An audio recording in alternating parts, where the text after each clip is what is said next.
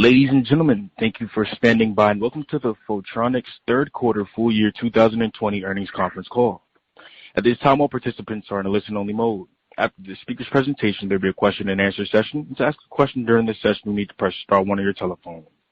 Please be advised that today's conference is being recorded Thursday, August 27, 2020. If you require any further assistance, please press star zero. And I would now like to hand the conference over to your speaker today, Troy Dewar, Vice President of Investor Relations. Thank you, and please go ahead, sir. Thank you, Chris. Good morning, everyone. Welcome to our review of Photronics 2020 third quarter financial results. Joining me this morning are Peter Kirlin, our Chief Executive Officer, John Jordan, our Chief Financial Officer, and Chris Progler, our Chief Technology Officer. The press release we issued earlier this morning, along with the presentation material which accompanies our remarks, are available on the Investor Relations section of our webpage. Comments made by any participant on today's call may include forward-looking statements that include such words as anticipate, believe, estimate, expect, forecast, in our view. These forward-looking statements are based upon a number of risks, uncertainties, and other factors that are difficult to predict. Actual results may differ materially from those expressed or implied, and we assume no obligation to update any forward-looking information. At this time, I will turn the call over to Peter. Thank you, Troy, and good morning, everyone. We performed well in the third quarter, achieving strong revenue growth as supply chains returned to normal, market demand recovered, and we benefited from our broad product offerings, global footprint, and leading technology. Design activity was healthy, with dramatic improvements in high-end display and mainstream IC markets.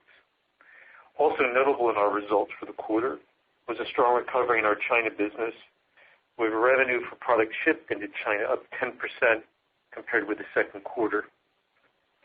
Profit margins improved sequentially and year over year due to our relentless focus on cost control, which underpins our ability to leverage revenue growth into margin expansion. Our China operations were profitable for the first time this quarter. Given the size of our investment, this is a very significant milestone for Photronics. Consolidated operating margins were 12.6%, and earnings were 17 cents per share. We added to our cash balance during the quarter, fortifying our financial position. We operate in a capital-intensive business that requires significant investment to support growth. As our China operations are well on their way to full utilization, we are actively engaged with customers to obtain long-term purchase agreements to provide support for incremental investments. Our strong balance sheet enables us to aggressively pursue these opportunities without jeopardizing our financial stability or diluting our shareholders. Year-to-date revenues were 17% better than last year. We are tracking towards our third consecutive year of record revenues. Operating income is up 60% for the first 9 months of the year. Cash generated by operations has more than tripled. Our cash balance is 30% higher than this time last year. These results validate that our strategy is working. We have followed a disciplined approach to capital allocation that places a priority on profitable organic growth, allowing us to generate solid financial results while also providing a pathway for additional investments when the market environment and customer commitments align with our competitive advantages. As semiconductor producers and capital equipment suppliers have reported the results for the second calendar quarter, it is abundantly clear that exposure to China is increasingly important. This is because the Chinese customers are investing aggressively, and it is readily apparent that Beijing's reaction to the ongoing trade discussions with the U.S. is to accelerate their efforts to become self-sufficient. Escalating capital investments generates capacity, which in turn creates an environment that is rich in new designs, spurring photomask demand. Our decisions a few years ago to target the China market through business development efforts and by building 2 new manufacturing facilities has positioned us to grow with the local industry as it develops. Our IC business is clearly benefiting from those decisions. IC revenues in China or $95 million over the last 12 months, and have grown at a 74% compounded annual growth rate since 2016, which is notable in that it is an integer multiple of the market growth rate over the same period. We anticipate additional growth as we complete the first phase of our tool installation in Xiamen. We spoke last quarter about the impact the shelter-in-place directives had on our IC business, essentially pushing the anticipated ramp out about 1 quarter. In addition to the push out in the qualification activities, we have also been impacted by a delay in the installation of a high-end litho tool because sufficiently skilled OEM personnel have been unable to travel to our site to do the complex work of installing the tool. This third-party issue has added an additional quarter to the timing of the production ramp of one of our lines. The installation has now begun, and we do not anticipate any further delay. The new capacity should begin to generate revenue by the end of our second quarter in 2021. FPD has also benefited from our China business development efforts. FPD revenues to China over the last 12 months were $113 million, and our business has grown at a compounded annual growth rate of 62% since 2016. The global display photomask market is forecast to grow 2% in 2020. Year to date, FPD revenues are up nearly 50% due to our technical leadership and investment in China. Furthermore, we have kept all our factories running at capacity, while we believe many of our competitors have not. Just as in IC, we have dramatically outperformed the market as customers recognize that we have differentiated technology. We have captured market share as a result. Moreover, the next phase of our FPD investment is underway. We anticipate maintaining growth rates well above the market in 2021 as well. However, we are not free of external challenges in our display business, and the mobile market is presently soft largely as a result of 2 factors. First, the number of smartphone shipments is expected to decline 12 to 15% in 2020. And second, Huawei's de-Americanization of their supply chain has temporarily paused their new product roadmap. Given that Huawei was the global mobile phone market leader in Q2, their pullback is having a material impact on the photomask market, which is new design driven. We expect this effect to be temporary as Huawei is well on their way to completing the redesign of the current product line. And the rollout of 5G networks is furthering the adoption of AMOLED as filmmakers want to offer the most advanced displays for the premium sector of the market. Given the near-term softness in demand, we have decided to pull forward the legally mandated annual PM of our Hefei facility into Q4. As a result, we expect FPD revenues to be down sequentially. On the new business front, we are beginning to see demand for masks to build advanced mini LED backlights as they start to penetrate mainstream display applications. Within the landscape of large screen TVs, the market is presently formed around older technology LCDs with a separate passive backlight, or some version of OLED such as LG's White OLED or Samsung's QD OLED. The emergence of active matrix mini LED backlit LCD displays sits between these 2 technologies and enables traditional LCD displays to offer visual performance similar to OLED TVs. The industry is in the very early stages of the commercialization of mini and the related micro LED displays. But there is little doubt that these technologies will find their niche in the rapidly expanding solid-state display marketplace. This is yet another example of the increased need for photomasks to support a plethora of innovative new products in the display space. Given our position as the market and technology leader, customers are increasingly turning to Photronics to support the development of new display products and/or technology. During the quarter, we took another step to strengthen our company as we announced that Daniel Liao will be joining our board of directors. Daniel brings a wealth of relevant experience. His knowledge of the semiconductor industry, principally with Lam Research Corporation, where he still serves as senior advisor, plus his experience with technology development operations, will be tremendous value to our board.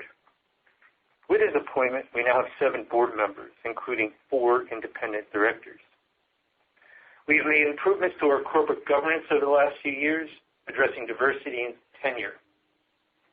I know from discussions with our investors that these are important issues for you, and we have been and will continue to be mindful of crafting policies that align us with corporate governance best practices. Looking forward, our business has momentum, and we are on a long-term trajectory of revenue growth, margin expansion, and improving returns on capital. I am very pleased with our performance for the first 9 months of 2020 and remain confident that we will continue to improve. Before turning the call over to John, I would like to personally thank all of our employees for rising to the challenge of operating a global company in the face of a multitude of challenges presented by the coronavirus.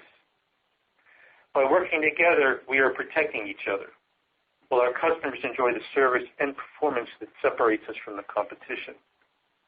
I am very proud of you all. Now I'll turn the call over to John to provide additional commentary on our performance and outlook.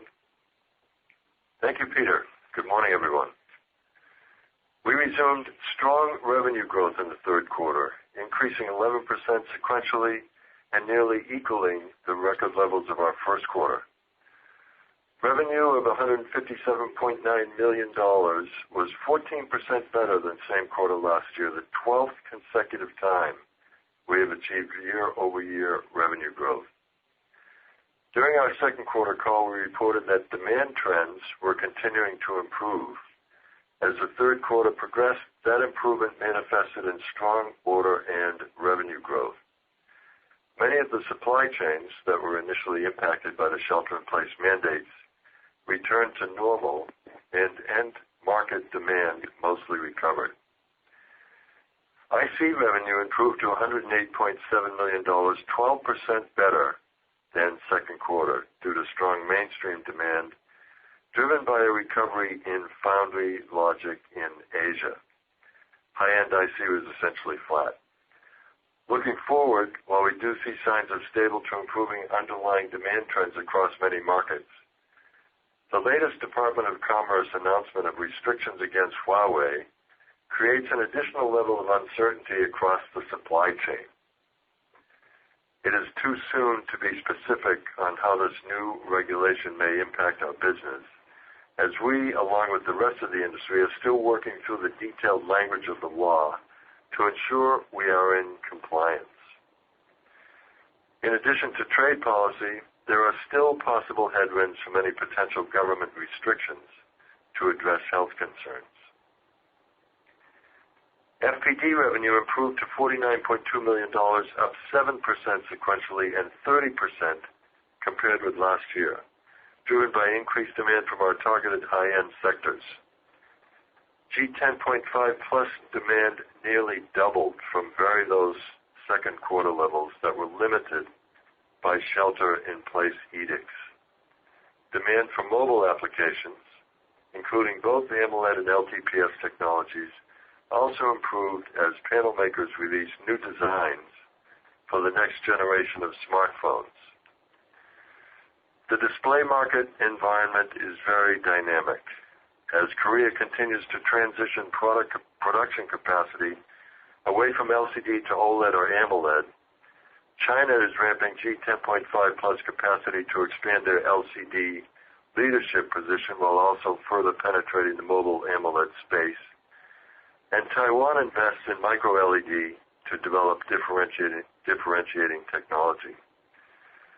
However, as Peter mentioned, the restrictions against Huawei are causing a temporary dislocation in the supply chain. This uncertainty is behind our decision to perform the annual preventive maintenance in Hefei this quarter, and will have an impact on the revenue forecast reflected in our fourth quarter guidance. Long term, due to our technology leadership in the display market, we will continue to work closely with all of our customers to help them navigate these challenges with photomasks that enable their product development objectives. As we have seen demand improve for both IC and FPD during the third quarter and continuing into the fourth, we are running at high utilization rates across all of our high-end facilities. Notwithstanding the near-term uncertainty just discussed, we anticipate maintaining relatively high utilization rates over the next few quarters. This presents both opportunities and challenges. The opportunity is to optimize our cost structure and carefully manage cash flow to deliver optimum profit and returns. However, while there should be chances to improve revenue with mix and incremental productivity increases, the next significant growth catalyst will be the capacity additions planned for 2021. Third quarter revenue reflected an annualized revenue run rate above $630 million, with the last piece of our Xiamen investment to come online by the end of our second quarter in 2021. The next phase of our FPD investment will follow closely, which should assure continued revenue growth in 2021 and beyond. Gross margin improved to 23.9% in the quarter, and operating margin expanded to 12.6%, as operating leverage and cost management allowed us to grow the bottom line more quickly than the top line, and China operations made a $1 million positive contribution to operating profit.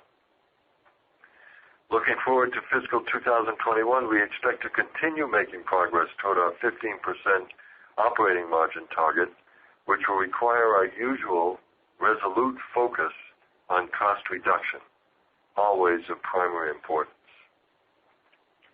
Below the operating line, other expense of $2.1 million included interest expense and the primarily unrealized effect of the remeasurement of U.S. dollar-denominated balance sheet items of our foreign subsidiaries.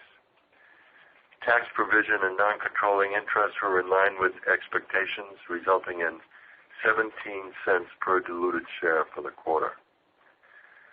Our cash balance increased $23 million during the quarter. We generated nearly $17 million in cash from operating activities and received a $10 million capital contribution from our JV partner as part of the funding of our upcoming Xiamen investment.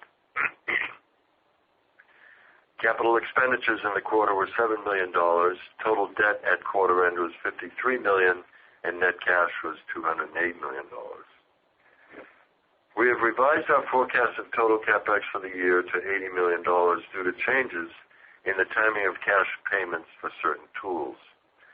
As always, we have some flexibility on exact timing of CapEx to allow us to respond to changing market conditions. Our financial position remains strong, with sufficient liquidity and manageable debt. The business is a strong cash generator, and the combination of our disciplined working capital management and financially strong customer base mitigate collectibility risk. When we determine that the uncertainty brought on by the coronavirus and the geopolitical situation has subsided, we will consider revisiting the share repurchase decision to reinitiate that return of cash to shareholders. Before I provide fourth quarter guidance, I'll remind you that our visibility is always limited, as our backlog is typically only 1 to 3 weeks, and demand for some of our products is inherently uneven and difficult to predict. Additionally, the ASPs for high-end mask sets are high, and as this segment of the business grows, a relatively low number of high-end orders can have a significant impact on our quarterly revenue and earnings. Geopolitical risk related to government actions to address health concerns or trade policy may have an impact on our operations, the operations of our customers or suppliers, or end market demand, resulting in an adverse impact on our industry and therefore our results. I will also point out that our fourth quarter has one less day than the third quarter, and 5 fewer days than the fourth quarter of last year. Given those caveats, we expect fourth quarter revenue to be in the range of $148 to $158 million. There are signs of strong end market demand across both IC and FPD.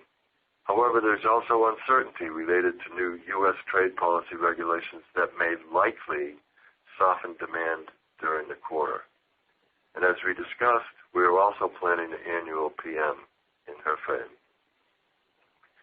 Based on our revenue expectation and our current operating model, we estimate earnings for the fourth quarter to be in the range of 12 to 19 cents per diluted share. We are pleased with our performance for the first 9 months of 2020.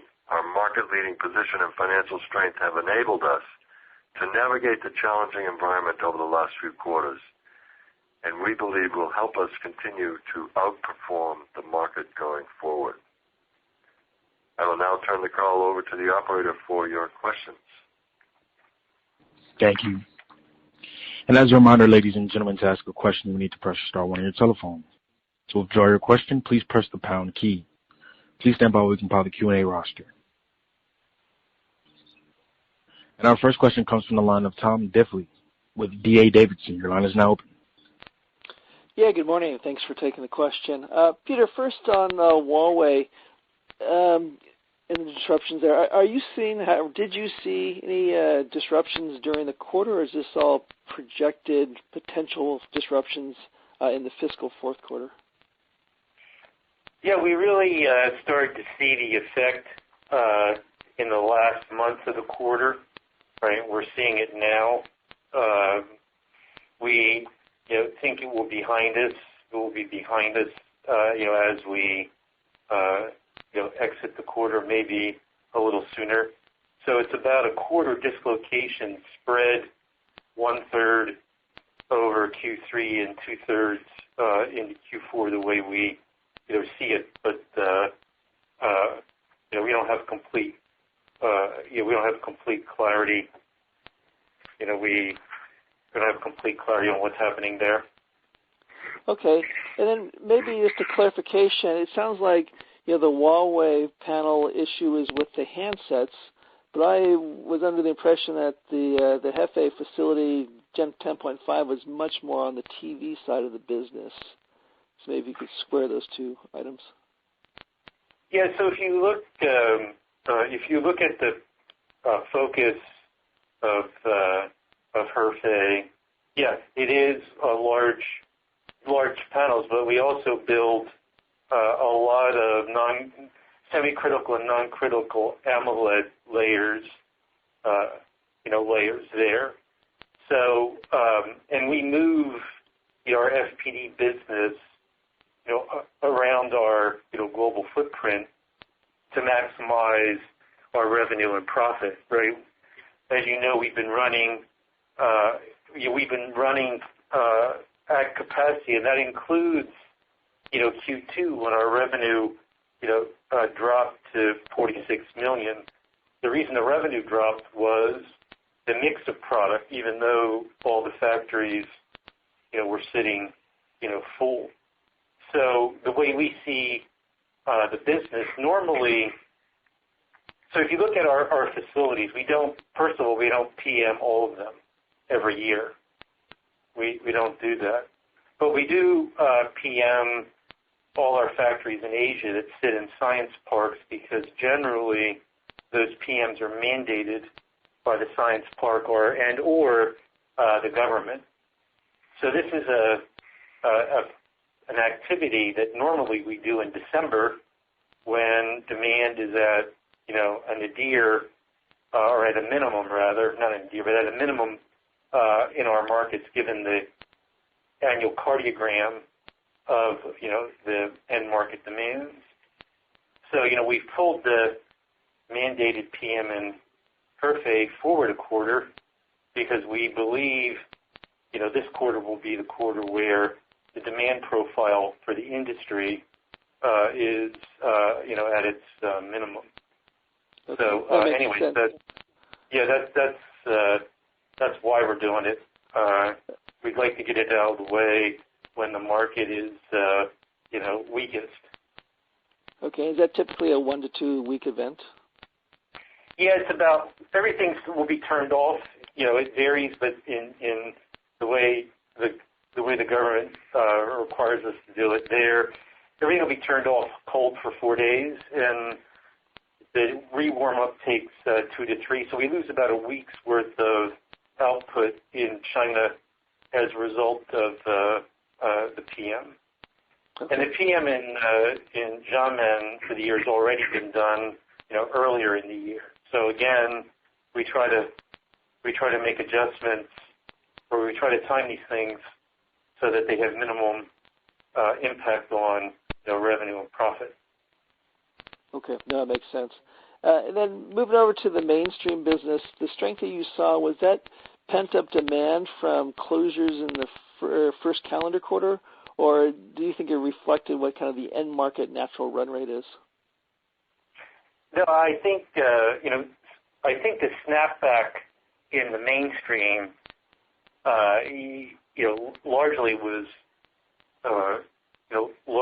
driven in China, and it was a snapback related to what we didn't see in the second quarter. So the business in Q3, there was the normal tone plus some additional demand that we would have seen in our fiscal Q2. Okay, that makes sense.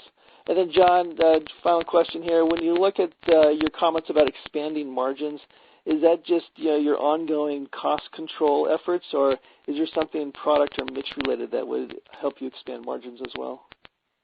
Yeah, I don't like giving the answer all of the above, Tom, but it's a combination of mix and cost reduction, and China's improving revenue and margin performance. Okay, thanks. I'll hop back in the queue. Thank you. And our next question comes from the line of Patrick O. with Stifel. Your line is now open. Thank you very much. Maybe just following off of Tom's question regarding the market environment. Peter posted very strong results in the third quarter, talked about the demand trends. Did you see any potential pull-ins that may have come out of the October quarter? Because traditionally your October quarter is your strongest quarter of the year. So I'm just wondering whether you saw any of those dynamics that might have, boosted 3Q, but maybe at the expense of 4Q. No, in fact, we did not. So, we think our fourth quarter, the demand we'll see is maybe indigenous is the right words to use. We do expect to see the mobile market, unlike a typical year, pick up sequentially Q4 to Q1. Likewise, if you look at the market forecast, the same phenomena is projected, for the TV market. It's a very, the FPD market is very dynamic and very fluid right now. Right, Korea is turning off, as you know, effectively all their G8.5 LCD capacity, turning it off. It's being shifted, and the first business for that shift, in fact, we expect to see in the current quarter, at least as far as our, one customer is concerned, the shift from LCD to OLED will begin, QD OLED in the current quarter. So we see a bunch of LCD capacity coming offline, shifting into OLED capacity in Korea, That's one dynamic under our feet. Another dynamic under our feet, is the bottoming of the demand for mobile displays. The third dynamic underneath our feet right now is the continually turning of the screw of the trade war between the U.S. and China, specifically as it impacts, Huawei. And I'll say it again, right? Huawei is not the same, household name as Samsung or Apple, but they were the global, not Chinese, but the global market leader in mobile handsets in the second quarter of the year. So you dislocate their product roadmap, and it's going to rattle through the business. So anyways, all three of those factors are moving, and they are not reflective of typical seasonality. So we do not see the second half of the year as typical in its demand profile. We see this quarter as the bottom, and we see it improving, probably even mid to end of this quarter, we expect to see the market picking up. I will also say that, I would also just say again, we ran at capacity in the current quarter. We believe if you take the blend of what the competitors saw, we think they were running at about 70% utilization in the current quarter with the market worsening. So, we